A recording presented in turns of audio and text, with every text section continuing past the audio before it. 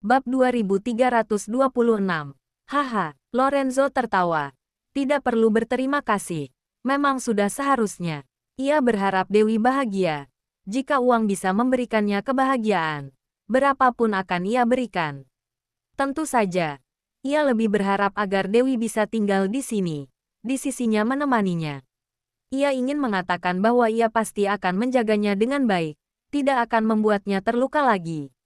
Namun, ia tidak dapat mengatakannya, karena ia sadar, Brookmore tidak cukup stabil. Peperangan masih belum berakhir. Bisa dimulai kapanpun, jadi ia tidak ingin memaksanya. Setidaknya untuk saat ini, ia tidak berani mengatakannya. Dewi juga tidak ingin berpikir terlalu banyak. Ia hanya ingin menyembuhkan Tracy secepat mungkin. Kembali pulang secepatnya untuk menemui anak-anaknya. Setelah sarapan, ia kembali ke kamar untuk menelepon Brandon, meminta satu nomor rekening yang dapat dipercaya kepadanya. Ia hendak meminta Lorenzo mengirimkan uang ke nomor rekening itu. Brandon sedang membuat susu formula saat mendengar biaya pengobatan sebesar 1 miliar US dollar. Ia terkejut hingga hampir menjatuhkan botol susunya. Untungnya ia dapat langsung menangkapnya kembali. 1 miliar dolar. Bukankah itu terlalu banyak? Siapa yang setuju akan memberikannya padamu? Apa itu masuk akal? Jangan sampai setelah orangnya sembuh, kamu masih harus kembali lagi. Omong kosong. Lorenzo saja sudah setuju. Untuk apa aku berbohong? Hah, Brandon tertegun. Bukannya Lorenzo sedang sakit. Bagaimana bisa? Yang sakit itu Tracy, adiknya, bukan dia. Dewi menceritakan masalah ini dari awal sampai akhir. Terakhir ia menambahkan, awalnya pria itu membohongiku. Aku sangat marah, tapi James sangat baik padaku. Tracy juga bibi dari anakku. Jadi aku memutuskan untuk menyelamatkannya dulu. Yang kamu lakukan benar, Brandon memujinya. Tapi ada satu hal, kamu bilang Tracy diracuni oleh racun keluarga Wollens.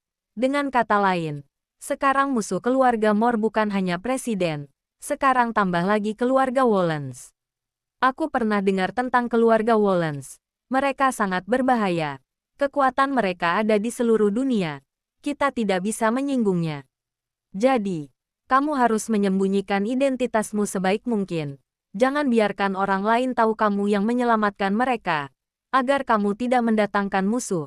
Meskipun kamu kuat, kamu harus mempertimbangkannya. Demi anak-anak. Ya, kamu benar. Dewi baru terpikir masalah ini. Selain itu, setelah pengobatannya selesai, cepatlah kembali. Jangan terlalu lama berada di sana. Beberapa hari tanpamu. Anak-anak menangis setiap malam. Aku dan nenek tidak bisa tidur sepanjang malam untuk membujuk mereka. Aku mengerti. Aku akan kembali secepatnya. Setelah menutup telepon, Dewi kembali memperhatikan identitasnya. Beberapa waktu lalu, karena ia terlibat pertarungan antara Lorenzo dan Presiden, identitasnya hampir saja terbongkar. Meskipun dalam perang opini publik itu, ia tampil menggunakan identitas seorang dokter wanita Nusantara, tapi masih ada orang yang tahu identitas Senfa yang sebenarnya. Untungnya, Lorenzo telah membersihkan semua berita tentangnya setelah kejadian itu. Kini sudah tidak ada jejak apapun yang tersisa. Orang dalam yang punya hubungan dengan masalah ini sudah bersumpah untuk merahasiakannya dan tidak akan pernah membocorkannya. Tapi, itu urusan mereka untuk merahasiakannya. Peringatan Brandon membuat Dewi kembali memperhatikan masalah ini. Mulai sekarang, ia harus melindungi identitasnya dengan baik. Tidak boleh diketahui oleh siapapun. Teringat ini, Dewi langsung meminta Jasper menyiapkan sesuatu untuknya. Ia belajar dari film-film.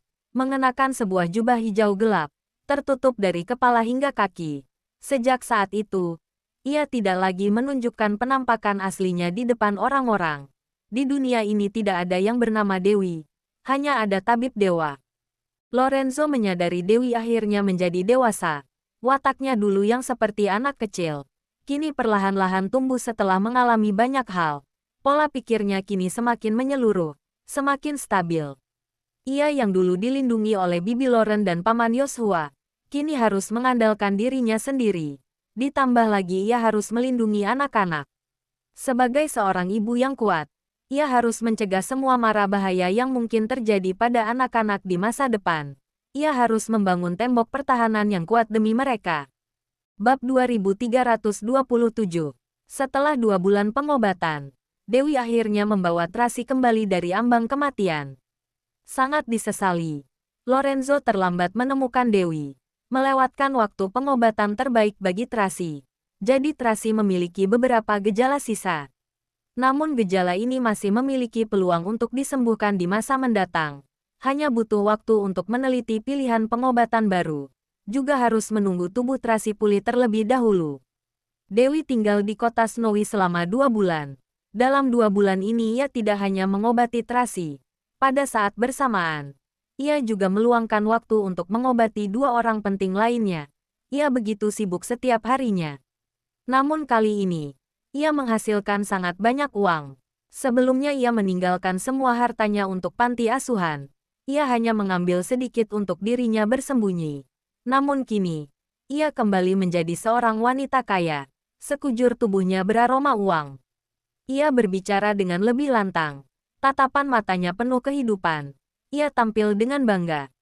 Melihatnya yang seperti ini, Lorenzo tidak tahan untuk menggodanya. Ada uang, jadi lebih percaya diri. Tentu saja, Dewi mengangkat alisnya dengan bangga. Mendesak Jasper untuk membantunya membawakan koper. Ia sudah harus pergi. Lorenzo hendak mempertahankannya. Namun ia begitu tegas. Sudah kubilang. Setelah selesai dengan pengobatan, aku akan pergi. Kamu harus menepati janjimu. Sekarang keluarga Moore sudah stabil. Aku jamin tidak akan terjadi hal seperti itu lagi. Lorenzo tidak rela ia pergi. Namun juga tidak dapat merangkai kata-kata yang indah untuk membiarkannya tetap tinggal. Siapa yang bisa menjamin tidak akan terjadi apa-apa di masa depan? Dewi tertawa dingin. Aku saja tidak bisa menjamin seperti apa masa depanku. Apa kamu bisa? Jika kamu bisa, dari awal tidak akan terjadi apapun. Lorenzo terdiam dan paham setelah mendengar kata ini. Jaga dirimu baik-baik. Sampai jumpa. Dewi meninggalkan kata-kata ini. Ia pun pergi tanpa menoleh lagi. Lorenzo menatapnya berpamitan dengan Bibi Nora dan yang lainnya. Menatapnya masuk ke dalam mobil. Menatap mobil itu melaju pergi. Matanya terus mengikutinya sepanjang waktu. Ia tidak memaksanya untuk tinggal. Mungkin karena ia juga tidak tahu harus berbuat apa. Namun di dalam hatinya sangat jelas. Sampai nanti keluarga Moore sudah stabil. Sampai nanti presiden sudah turun tahta. Ia pasti akan menjemputnya kembali dan keluarganya akan bersatu kembali. Kini, ia punya hal yang penting untuk dikerjakan, yaitu melatih adiknya menjadi orang yang kuat, membiarkannya kembali ke keluarga Wallens untuk balas dendam. Keluarga Wallens berani mengusik adik perempuan Lorenzo. Dendam ini pasti harus terbalaskan. Setelah kembali ke kota tua, Dewi merawat anak-anak dengan tenang. Fokus meracik obat-obatan untuk menyembuhkan anak-anak, agar mereka kembali sehat sepenuhnya. Pada saat bersamaan, ia juga menyempurnakan senjata dan obat-obatan rahasia, agar dapat ia gunakan sebagai alat pertahanan diri dalam menghadapi bahaya. Kini ia sudah meracik berbagai macam obat-obatan rahasia dan senjata yang hebat, yang bisa digunakan dalam berbagai situasi. Ia kini menjadi semakin percaya diri. Ia juga mengajarkan Brandon cara menggunakan senjata dan racun-racun ini. Jika suatu hari terjadi sesuatu, ia dapat menggunakannya untuk melindungi dirinya sendiri, melindungi anak-anak.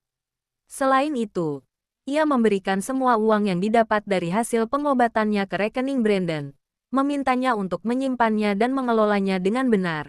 Asalkan ia tidak bermain-main, uang itu cukup untuk Brandon dan ketiga anaknya dipakai seumur hidup. Mendengar perintah Dewi, Brandon merasa sedikit gelisah. Tidak tenang. Dewi, kenapa aku merasa sepertinya kamu sedang memberikan pesan terakhir? Apa terjadi sesuatu? Kamu ingin dengar kebenaran atau kebohongan? Dewi bertanya secara langsung. Hah, Brandon tertegun sejenak. Benar-benar terjadi sesuatu. Jangan menakutiku. Sebenarnya bukan apa-apa. Dewi memikirkannya sejenak. Ia berkata dengan ringan. Akhir-akhir ini setiap malam aku sering merasa sakit pada hatiku. Tabib Hansen sering bilang, ada bagian dari hatiku yang hilang. Melahirkan anak akan membuatku terluka. Sebelumnya aku kira, Merasa tidak nyaman adalah wajar karena tubuhku lemas pasca melahirkan. Tapi sekarang setelah melewati masa pasca melahirkan, aku masih merasa tidak nyaman. Jadi aku memeriksa tubuhku. Benar saja. Hatiku kini perlahan-lahan mengalami kerusakan. Bab 2328. Apa? Apa maksudnya? Brandon panik. Sebenarnya hati setiap orang dapat perlahan-lahan menua seiring bertambahnya usia. Hanya saja hatiku lebih cepat menua. Lebih cepat 10 kali dibandingkan dengan orang lain pada umumnya. Dewi menjelaskan dengan sederhana. Sebenarnya ini bukanlah hal yang luar biasa. Semua orang akan mati. Hanya masalah waktu.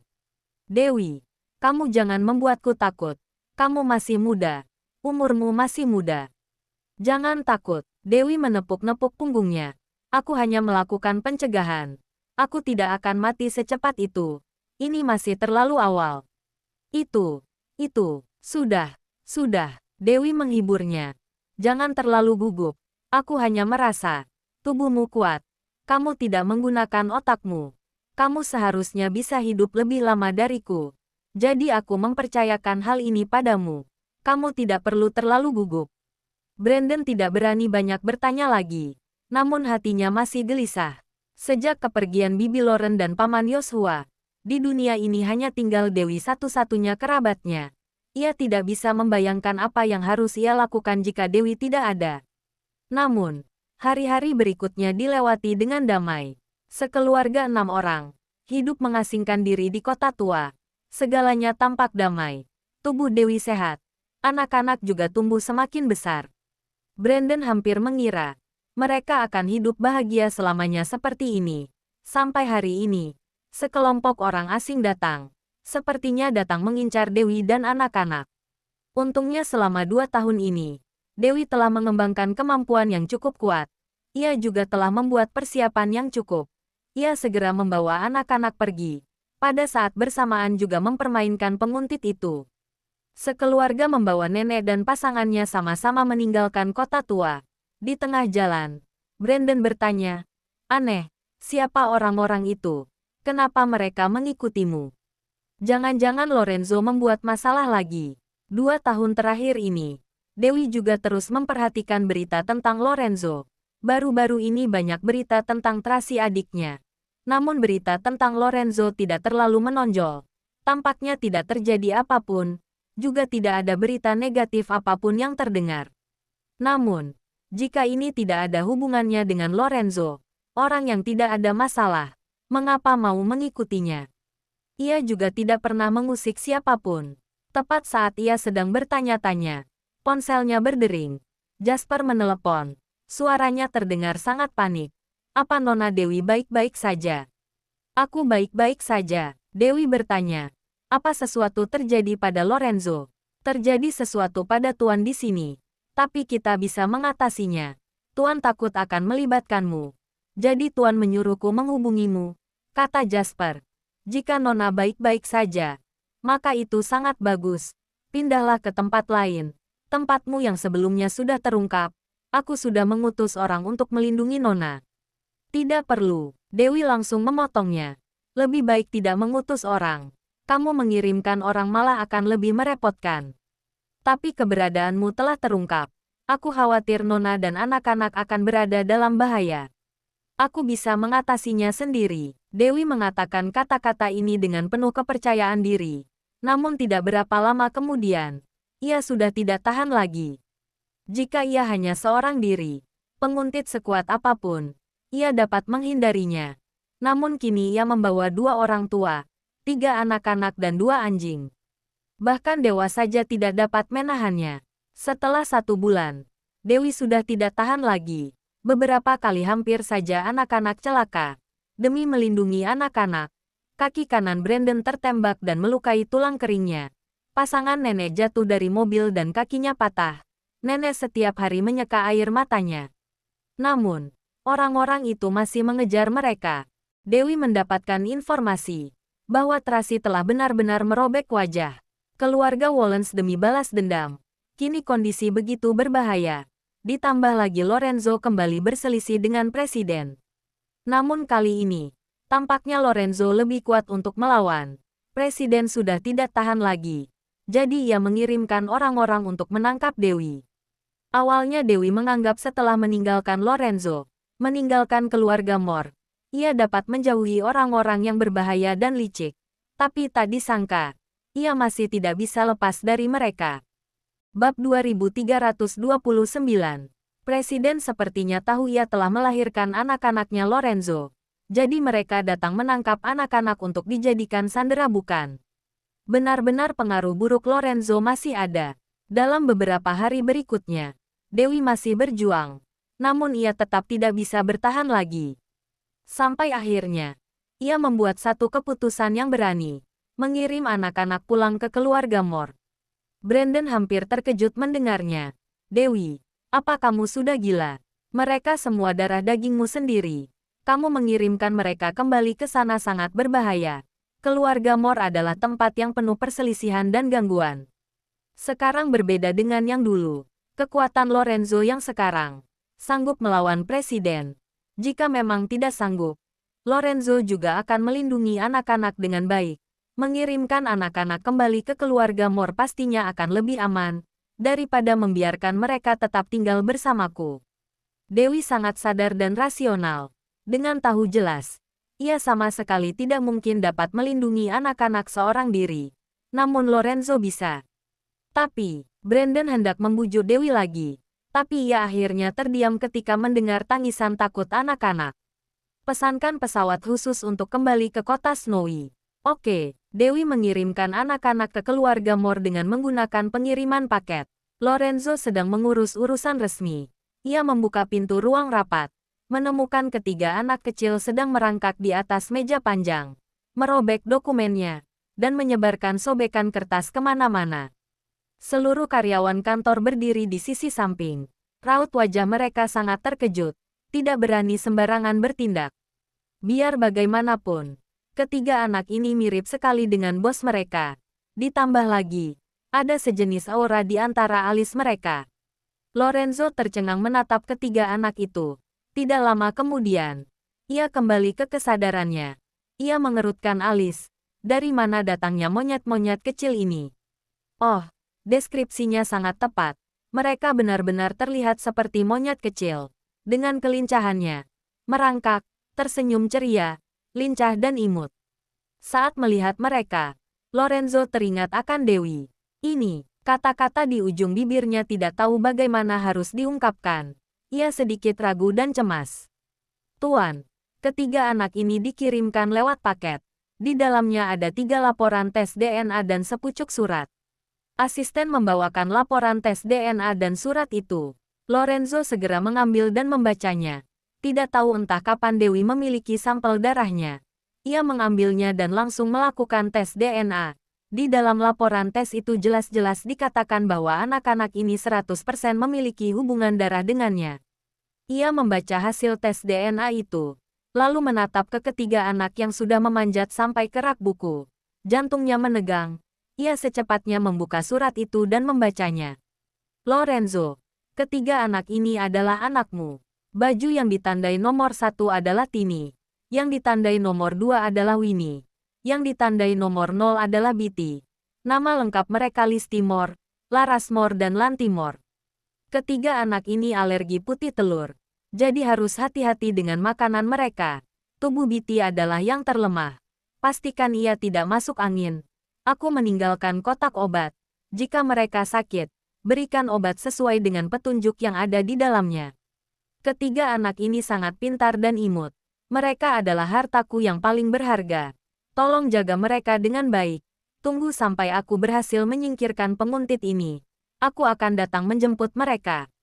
Lalu, bereskanlah kotoranmu ini secepatnya. Jangan libatkan kami. Merepotkan sekali. Tidak perlu menuliskan nama dalam surat ini. Hanya tinggal melihat tulisan jelek dan nada bicara seperti ini. Semua orang tahu siapa yang menulisnya. Ah, hati-hati. Jasper tiba-tiba menjerit dan langsung berlari mendekati mereka. Menangkap Tini yang jatuh dari atas rak buku. Jantungnya hampir melompat keluar karena kaget. Mulut Tini cemberut. Lalu ia menangis kencang. Jasper hendak menghiburnya. Winnie juga hampir jatuh dari atas meja. Ia langsung menangkapnya dengan tangannya yang satu lagi. Pada saat bersamaan, kakinya menghalangi Biti yang hampir terguling jatuh dari atas sofa. Dengan cepat, ketiga anak itu semuanya menangis. Suaranya sangat keras seolah hampir memecahkan kaca. Bab 2330. Wezo membawa anak buahnya datang untuk membantu. Dengan buru-buru dan berhati-hati, takut menyinggung ketiga anak itu. Ketiga anak kecil itu sangat lucu dan lembut. Sampai-sampai dia takut tangannya akan patah kalau dia memegangnya. Lorenzo mengamati ketiga anak kecil yang lucu itu. Ada sebuah perasaan yang sulit diutarakan di dalam hatinya. Dia memang pernah menantikan dirinya suatu saat akan memiliki anak, tapi dia tidak pernah menyangka hari ini akan datang begitu saja secara tiba-tiba. Tanpa tanda apapun, secara tiba-tiba, tiga anak kecil jatuh dari langit, datang ke dunianya. Secara tak terduga, dia sudah menjadi ayah. Pikiran Lorenzo sangat rumit. Dia menatap ketiga anak kecil itu. Tiba-tiba ia merasa kelemahannya bertambah. Perasaan hubungan darah yang lebih kental dari air itu menyebar di dalam hatinya secara samar, tapi lebih banyak rasa amarah di dalamnya. Dewi melahirkan tiga anak untuknya, tapi dia tidak mengetahuinya. Jasper, Lorenzo berteriak marah. Ya, Tuan. Jasper buru-buru menyerahkan ketiga anak itu pada staf wanita, kemudian bergegas lari ke hadapan Lorenzo.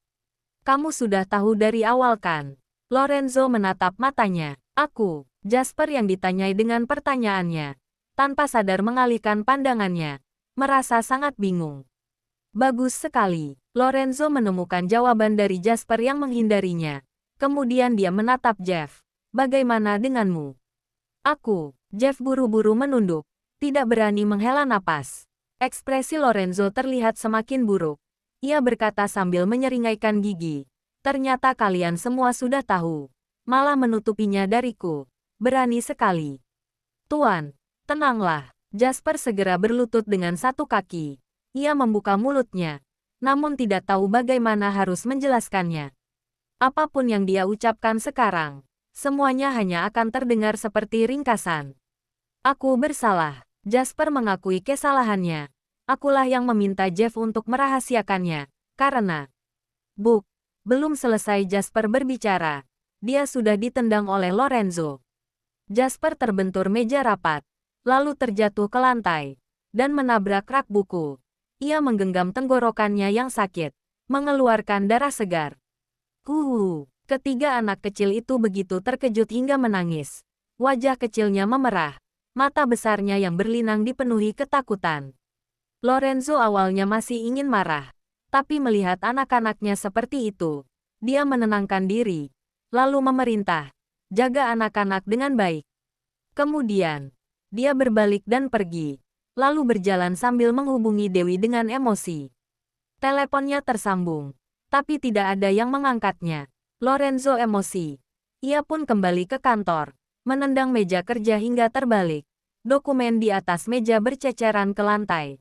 Sebuah pena rekaman suara terjatuh. Di atasnya terdapat dua kata, wanita sialan. Lorenzo memungut pena tersebut, lalu memutar satu-satunya rekaman di dalamnya. Muncul suara yang familiar.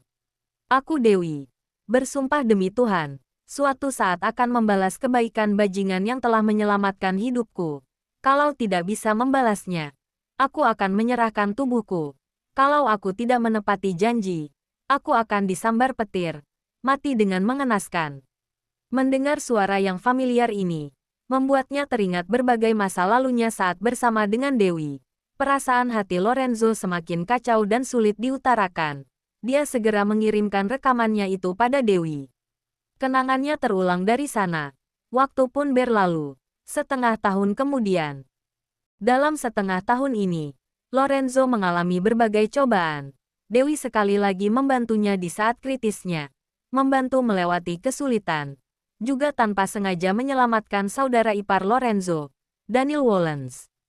Tetapi setelah semuanya selesai, Dewi melarikan diri lagi, karena dia tidak ingin melewati hidup yang penuh dengan kekhawatiran dan tipu daya itu lagi.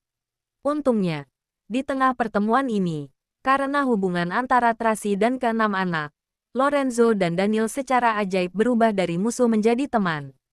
Kedua keluarga yang telah berjuang selama puluhan tahun ini mulai maju bersama, memimpin dunia bisnis.